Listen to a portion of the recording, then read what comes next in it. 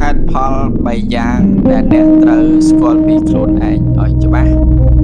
ការស្គាល់ខ្លួនឯងគឺជាមធ្យោបាយមួយដែលជួយអ្នកជ្រើសរើសផ្លូវ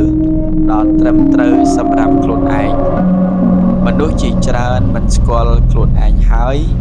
រស់នៅជីវិតដែលអ្នកដទៃបង្កើតឲ្យទី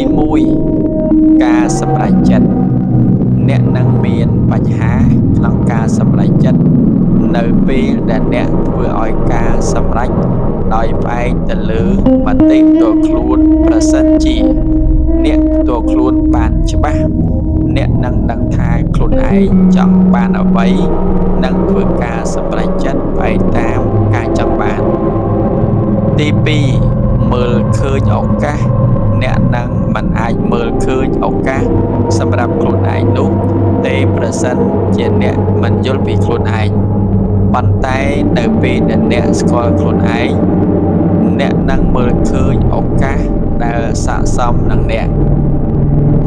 ទី3គំនិតការស្គាល់ខ្លួនឯងនឹងផ្ដល់ឱកាសឲ្យអ្នកដឹងដល់គំនិតជ្រៅលើសពីនេះទៅទៀត